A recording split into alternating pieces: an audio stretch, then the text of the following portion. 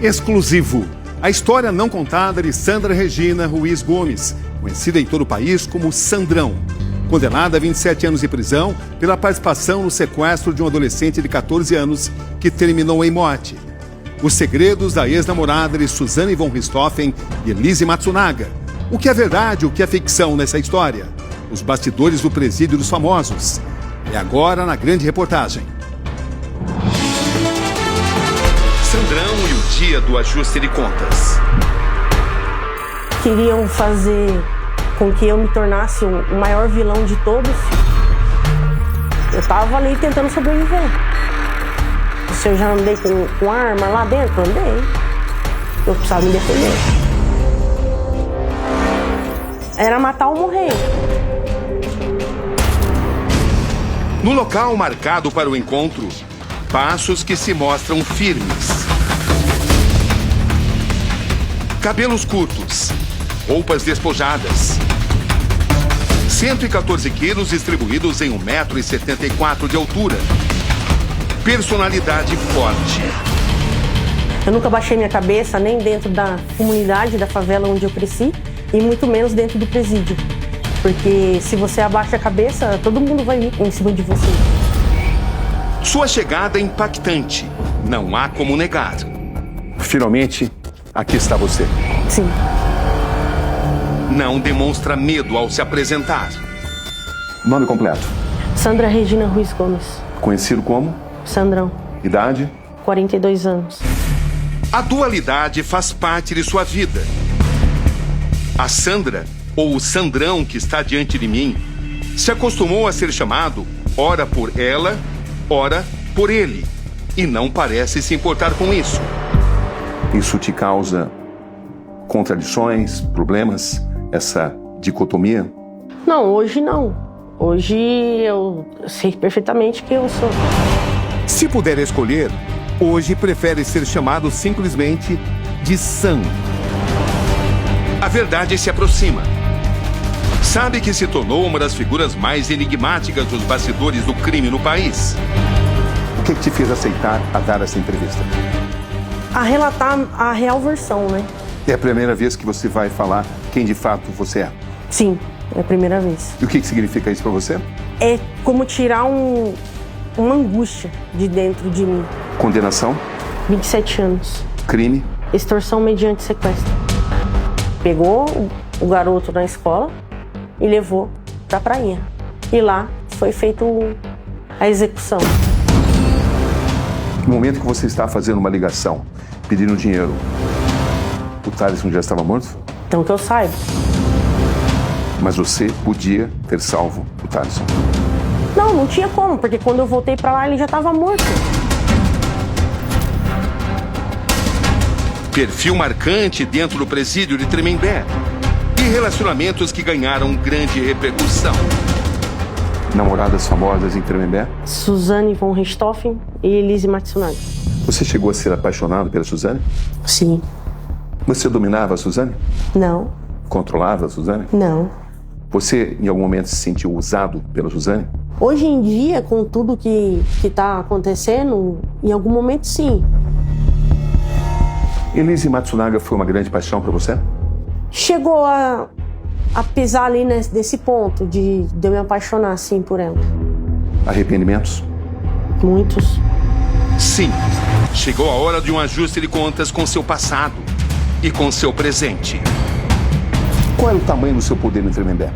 Nenhum. Consta que você manipulava tudo, que você dominava tudo. Mas é mentira. Qual era a consequência para quem não seguisse a sua liderança em Tremembé? Eu não fui líder de nada.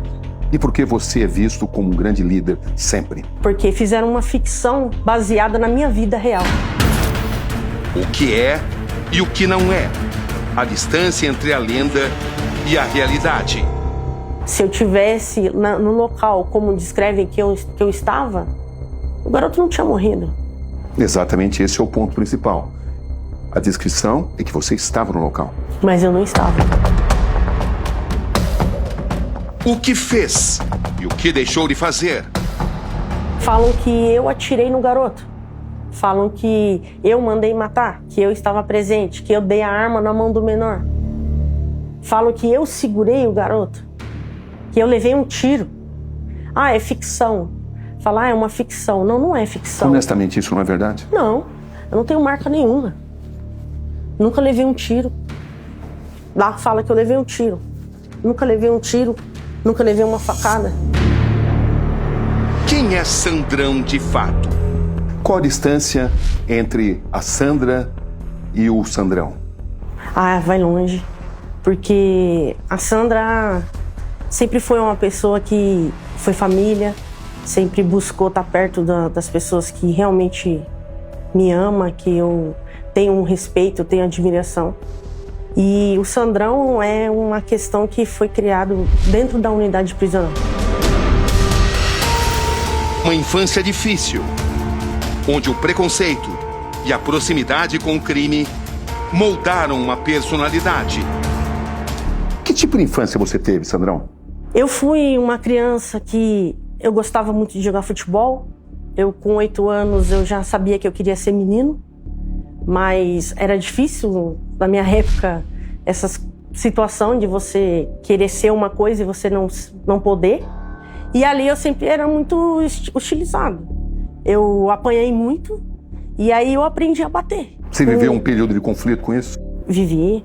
Dos 14 aos 16 foi o momento mais difícil. Estamos em um mundo à parte. Uma espécie de selva de concreto, onde a vida muitas vezes parece valer pouco. Assim a vida em Jundiapeba, periferia de Mogi das Cruzes, região metropolitana de São Paulo. Se transportando para lá, o que você enxerga nesse momento? Naquele tempo, que ali foi o começo da destruição da minha vida, né? Muitas brigas da escola, de responder processo por brigas quando eu era menor de idade. Mostrar para os outros que eu era mais homem do que aqueles, porque a maioria das brigas era com homem. Teve uma situação na merenda, na fila da merenda, e começaram a me chamar de Maria Homem, e aí começaram a rir umas meninas. Eu olhei para trás, aí um menino me encarou e falou assim, aí, você vai bater nelas? Eu falei, não, eu vou bater em você. E aí eu quebrei ele, saímos na porrada, e ele saiu perdendo. Eu percebi que nesse momento você se emocionou. O que você se lembrou exatamente? Porque teve uma briga uma vez na porta da escola. Lembranças de tramas arriscadas e discriminações diárias. O submundo da selva urbana. Que briga foi essa? Uma amiga morreu, levou um tiro no peito. E uma briga que a gente não era nossa. Que idade você tinha? Eu tinha 15 para 16. Ali eu fui ameaçada de morte também, né? Aí foi quando eu comecei a me envolver no crime. Porque eu queria me preparar para aquilo. Ele matou ela e ele ia vir me buscar. Por que isso te traz tanta emoção? Porque é o fim, né, ali. Você não tem mais expectativa de vida. Você vai vivendo um dia após o outro. A menina adolescente, em dilema com sua sexualidade, não demora a se envolver em um crime que marcaria sua vida para sempre. Como é que surge a ideia de você sequestrar justamente o seu vizinho? Do mentor que está no processo. Ele frequentava a casa, ele era namorado da prima do garoto. Através da denúncia do Valdir, ele acabou delatando todos os outros participantes do caso. Thalisson Vinícius da Silva Castro, de 14 anos, é rendido em frente à escola em Mogi das Cruzes. O que foi planejado? Foi passado para mim que era um sequestro que nem era dali, entendeu? Aí chegou e era tudo ali, da onde eu vivia. Quem decidiu onde seria o cativeiro? Nem existiu o cativeiro. Que eu saiba, pegou um menino na escola e levou lá pra prainha. Você admite que participou? Eu fiz a ligação. Como é que foi para você fazer essa ligação? Na verdade, ali, eu só pensei que ia fazer a ligação, ia desenrolar o assunto e ia acabar tudo bem.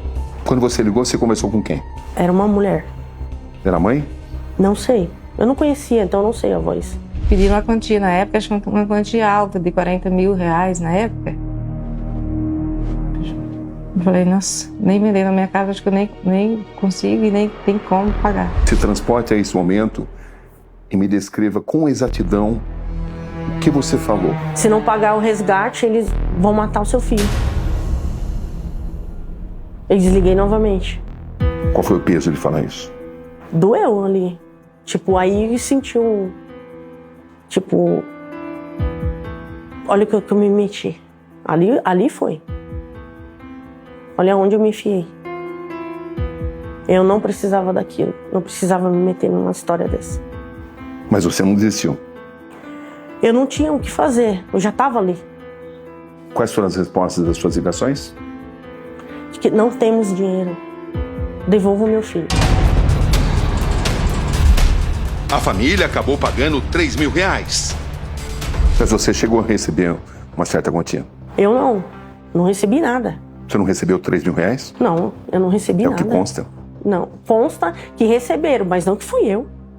Eu nem estava lá. Esse dinheiro não ficou pra você? Não. As investigações apontam que Thalisson reconhece um dos sequestradores. Essa teria sido a sua sentença de morte. Um tiro a queima-roupa. Eu tinha dentro de mim que ninguém ia tocar nele. Ninguém ia tocar nele. Ele poderia ficar ali, eles poderiam segurar ele, mas não iam judiar. Mas judiaram. Judiaram. Não foi muita hipocrisia falar em dinheiro quando o garoto já estava morto? Não, porque eu não sabia. Os comparsas sabiam. Eu nem sabia que tinha comparsa. Essa é a questão. Eu fui pego tanto de surpresa ali na hora que me falaram que eles foram envolvidos do que na hora que me falaram que tinham matado alguém lá no meio do mato. Segundo o processo, você sabia? Porque foi o mentor falou. Foi a palavra dele contra a minha. Eu não tive o depoimento. Eu não tive depoimento. Eu fui condenada à revelia. Você admitiria se você tivesse? Se você tivesse conhecimento de tudo isso? Admitiria. Porque uma coisa que eu nunca fui é uma pessoa hipócrita. Seria algo monstruoso, né? Negociar o pagamento certeza. Quando um garoto de apenas 14 anos já está executado. Com certeza. Quem decidiu dando um tiro na cabeça do garoto? Eu não estava lá, mas está no processo. Quem deu o tiro?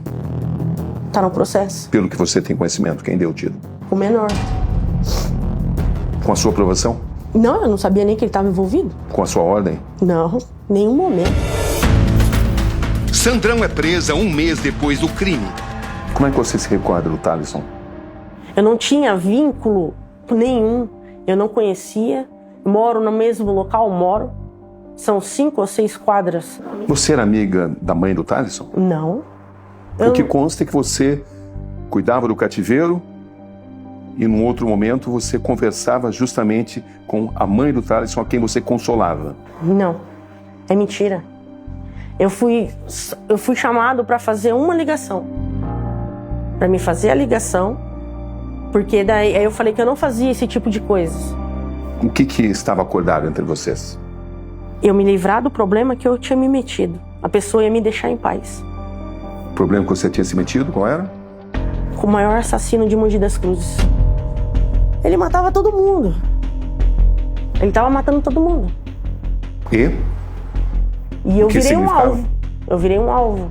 Você quer dizer que foi coagido a participar? Sim, eu fui. Foi uma troca. Aí eu falei, tá, eu vou fazer a ligação. Eu fui para um orelhão público no centro de Mogi e fiz a ligação. Só que eu fiquei lá. Eu não estava no sequestro, eu não cativeiro, na morte, eu não estava em lugar nenhum. Eu estava lá no orelhão público e eu comprovei isso na minha revisão de processo. A justiça entendeu que você extorquiu, que você sequestrou e que você matou. Você tem consciência disso? A justiça entendeu que eu fazia parte disso, não que fui eu que fiz. Você admite que matou o Thalisson? Não.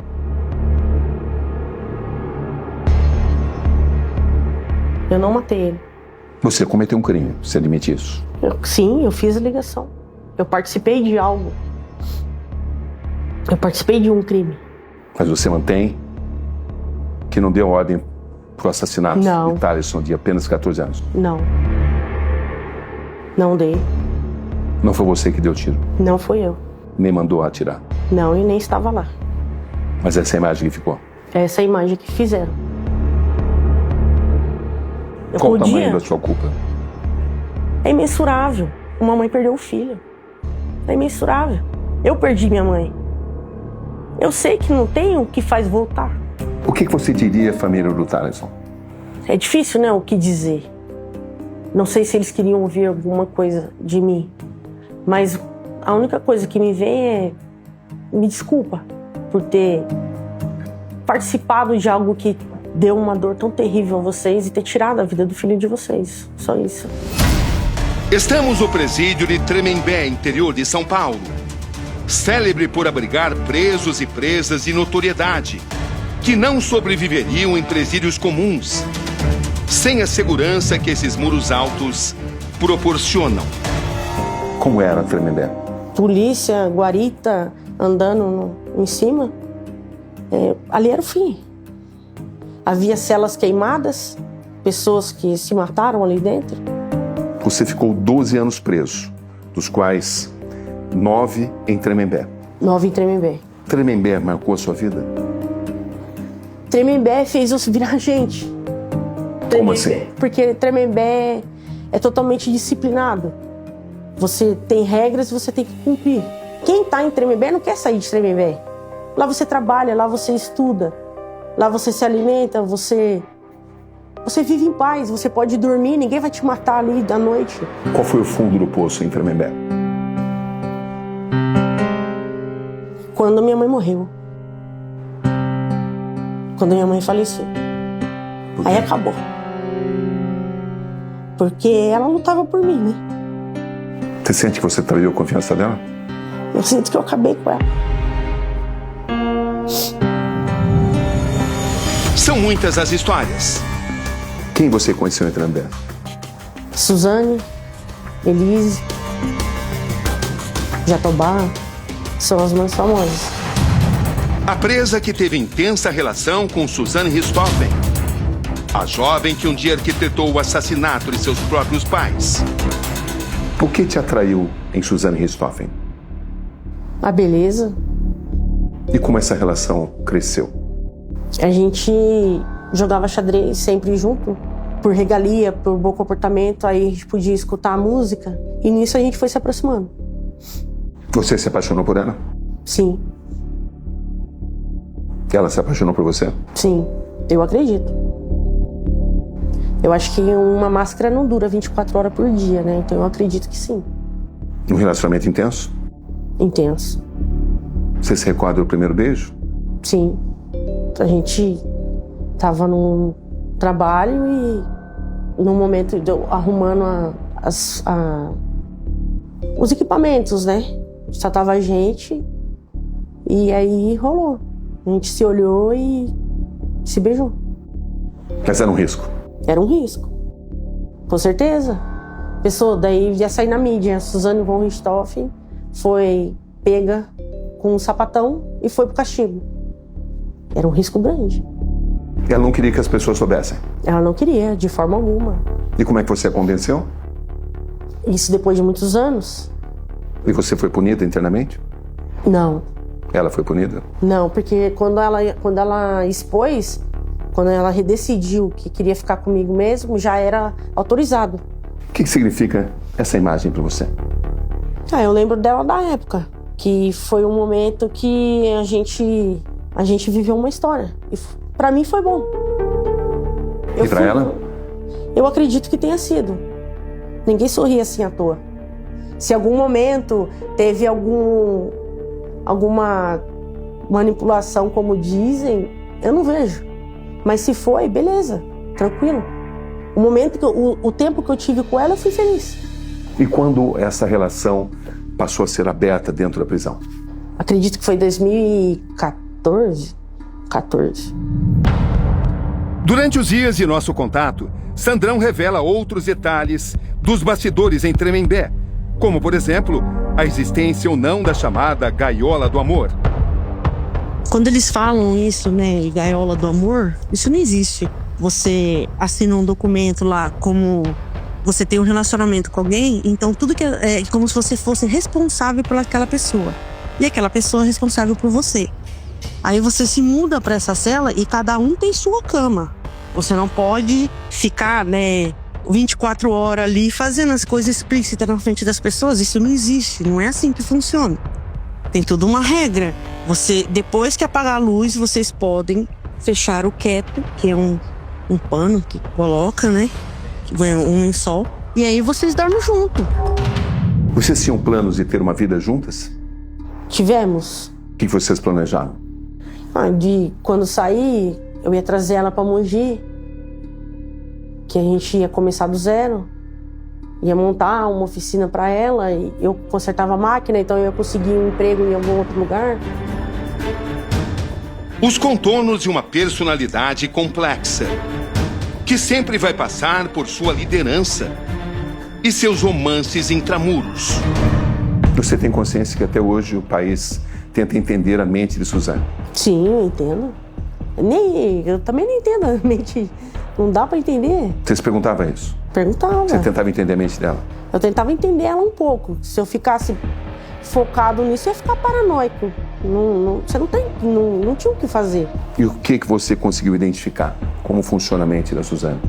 É difícil analisar a Suzane que todo mundo viu, que eu vi na TV, e a Suzane que está na sua frente. Ela pode ser, em algum momento, ela seja manipuladora, que ela seja fria. Talvez, pode ser. Mas eu enxergava a Suzane. Você chegou a conversar com a Suzane sobre essa questão, sobre ela ter assassinado os próprios pais? Já. O que ela te contou? Que ela se arrependia, que ela sofria com isso, que nada deveria ter sido como foi. Eu acho que ela amava a mãe dela de verdade. Qual era o preço de se apaixonar por uma mulher que assassinou os próprios pais? É muito grande. Por quê? Passou no domingo, no sábado, o programa do Gugu, e na terça-feira eu cheguei no semiaberto. Foi uma cacetada de realidade. Fui hostilizado, eu passei aquele alvoroço. Hostilizado por quê? Porque até então me denominaram que eu tinha matado uma criança, E eu era o sapatão da Suzane. Qual era o preço de ser conhecido como, usando as suas palavras, o sapatão da Suzane? É um preço caro. Porque não é fácil as pessoas olharem e falar assim, pra você se apaixonar por uma pessoa dessa, você é tão pior quanto ela. E foi o que fizeram nessa série. Desenharam ali uma pessoa tão quanto ela. O que é ficção? O que é realidade? Honestamente, a Suzane se aproximou de você para se sentir mais segura dentro da prisão? Se é por consequência de que achar que alguém ia fazer algum mal para ela, não. Não acho. Porque Tremembé não era assim. Quando Suzane deu sua primeira entrevista, ela te consultou? Sim. A decisão foi sua? Foi. Você passou a ter um certo domínio sobre a vida dela, por quê? Não foi isso. Apontaram que eu tinha um envolvimento com a Suzane e começaram a apontar quem era o Sandrão, quem era não sei o quê, como foi, como aquilo, tudo estava acontecendo. Ela já tinha sido perdida muito semiaberto. Eu falei para ela, eu sugeri para ela. Tenta dividir opinião. Você orientou a Suzane naquilo que ela deveria falar na entrevista? Não, jamais. O que determinou o fim da sua relação com Suzane? O fato de que eu não tinha estrutura nenhuma para poder comportar ela, Eu sou pobre, sou da periferia. Qual foi a sua última conversa com Suzane? Foi no dia da gravação do Gugu. Na hora que a gente entrou para a cela de volta, eu olhei para ela e falei, acabou. A minha missão com você acabou aqui. Por quê?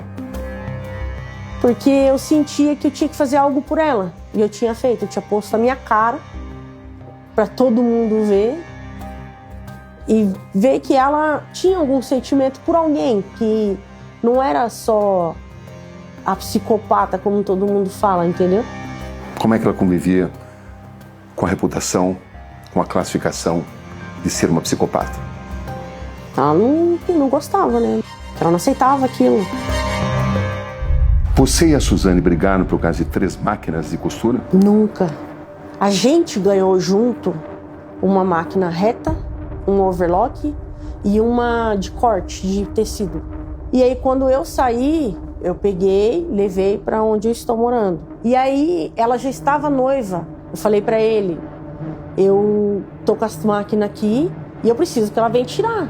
Eu vou vender, eu preciso de dinheiro, pô. E ela nunca retornou sobre isso. Nunca teve uma briga, nunca teve judicial, nunca teve nada. Elise Matsunaga, a mulher de traços finos, que assassinou e esquartejou o marido, um bem-sucedido empresário. Eu e a Elise ficamos muito amigos de verdade. No período que você ainda estava com a Suzane? Não, aí é a questão. Houve pausas entre eu e a Suzane. E a Elise? Cresceu de uma amizade e de repente a gente se olhou diferente. Qual era a relação entre Suzane e Elise? De princípio, normal. Não eram amigas, porque também a Suzane não era amiga de muita gente. Como é que você compara a paixão que você sentiu por Suzane Richthofen com a sua relação com Elise Matsunaga? Bom, com a Suzane foi uma coisa intensa, né? Foi uma coisa que perdurou, né? Foi uma coisa que não tinha fim, nunca. Não tinha fim. Sempre deixava aquela reticência, sabe? Com a Elise é uma coisa que a gente se tornou bons amigos na época. Suzane Richthofen tinha ciúmes de Elise Matsunaga? Eu acho que num certo momento sim, quando eu tava com a Elise, né? E o que significa para você ter se apaixonado por duas mulheres que cometeram crimes tão bárbaros? As duas são atraentes, as duas sabem cativar você. Qual das duas tinha mais dificuldade de conviver com o passado? Eu acho que é a Elise. Por que você acha isso? Porque em algumas conversas dava pra ver que ela se arrependia. Você tinha medo das duas? Se você se envolve com uma pessoa e você sabe que ela pode estourar em algum momento, você vai ficar com receio, você não vai dar mancada com essa pessoa. Então é melhor terminar pra não ter nenhuma mancada, né? E em relação a Elise? Você pensava, puxa, se ela fez isso com o próprio marido, o que ela não pode fazer comigo? Aí eu pensei, tipo, se eu der mancada com ela, eu tô ferrado. São 3 horas intensas, repletas de revelações, confissões, angústias, convicções e arrependimentos. Você se arrepende de ter dado um soco no agente penitenciário? Eu me arrependo pelo fato de eu ter me regredido ao regime fechado. Porque eu fui ali, houve uma troca, eu também apanhei. Não é fácil brigar com você, né? O que todo mundo diz. Não sei dizer isso. Eu sei, o que eu posso te dizer é que eu tô presa. Ele me ameaçou, fechou o portão e falou pra mim: a próxima vez que você falar comigo como você falou, a gente vai se unhar. Eu falei pra ele, você é uma pessoa que não leva desaforo pra casa? Não pra apanhar dentro da cadeia. Vou apanhar de guarda dentro da cadeia? Você se fez respeitado dentro da prisão. Eu sou o Sandrão, me respeite. Com ele foi. Qual o preço de ser o Sandrão? É muito caro. Por quê? É porque todo mundo denomina que eu sou uma pessoa agressiva, que eu sou explosivo. E eu não sou assim. Hoje, cumprindo o resto de sua pena em liberdade, Sandrão enfrenta outro tipo de grade. Nós estamos pedindo para suspender a série porque ela distorce a verdade dos fatos. Que verdade dos fatos? A verdade é que Sandra Regina Ruiz Gomes participou, é ligada ao resultado da morte. Contudo, a sua participação foi a ligação. Ela ligou. Foi provado no processo que ela estava em lugar diverso. Então, quando a série traz ela em uma cena, colocando o jovem ajoelhado, ela escolhendo, dando a arma para um menor de idade para fazer o disparo, agravou a penalidade. Você se sente uma pessoa marcada pela sociedade? Sim. Por quê? Porque me denominaram uma coisa que eu não sou. O quê? Um monstro. Você é um monstro? Não sou e nem nunca fui. Usaram a minha pessoa, num fato fictício para poder lucrarem com a minha imagem e o meu nome. Qual a sua condição atual? Hoje eu trabalho, alguns me apontavam, mas outros falavam, não, vai ficar. Vai mostrar para vocês que não é isso. Eu tive oportunidades e eu agarrei todas. A questão da repúdia social trouxe um clamor social e com esse clamor social trouxe também para alguns da população aquela sensação de assim, vamos fazer justiça. Não pode. Qual a vida de Sandrão nesse momento? Está em risco. Com a existência sempre por um fio. Refém de tudo que se criou em torno de sua história ou de seu mito. O que mais te atormenta hoje? Tá difícil porque eu não consigo mais ir a algum lugar sem ninguém me reconhecer. Qual foi o pior momento? Foi ter ouvido as pessoas com ódio de mim. Tá fazendo hora extra, hein, Sandrão? Essa hora vai chegar. Coisa que eu já venho há 9 anos construindo. Com a ressocialização, eu já paguei pelo meu crime. E estão me condenando novamente. Sandra Regina Ruiz Gomes, ou Sandrão, jamais havia aberto sua vida dessa forma. Deixa, enfim, o local onde tentou se reconciliar com seu passado, procurando acreditar que seus próximos dias serão dias também de libertação de seus pesadelos. Pesadelos e noites mal dormidas, tanto pelo que fez, quanto pelo que deixou de fazer.